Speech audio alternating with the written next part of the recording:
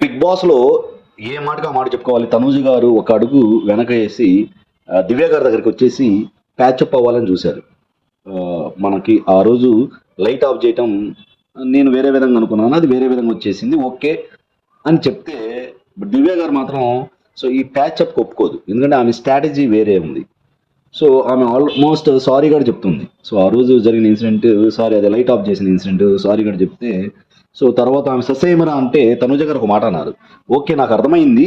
నాకన్నా స్ట్రాంగ్ అనుకుంటున్న వాళ్ళు మీకు ప్రామిస్ చేసి బ్రేక్ చేసినా మీరు మాత్రం ఇగ్నోర్ చేస్తారు. బట్ నన్ను మాత్రం మీరు చాలా సీరియస్‌గా తీసుకుంటున్నారు అని ఇండైరెక్ట్‌గా భరణి గారు దివ్య గారికి 2, 3 సార్లు ప్రామిస్ చేసి సో దాన్ని నిలబెట్టుకోలేదనమాట. సో అప్పుడు పిచ్చ లైట్‌గా తీసుకుంది. ఎందుకంటే భరణి గారు అవసరం దివ్య గారికి. సో మోరల్ సపోర్ట్‌గా. సో ఇదే మాట తనూజ గారు చెప్పి సో ఆయనదైతే మీరు యాక్సెప్ట్ చేస్తారు. ఆయన ప్రామిస్ బ్రేక్ చేస్తే మీరు ఓకే. నేను చేస్తే మాత్రం ఓకే కాదా? ఇదెక్కడ న్యాయం అనే పాయింట్ మాత్రం జబర్దస్త్ ఉంది.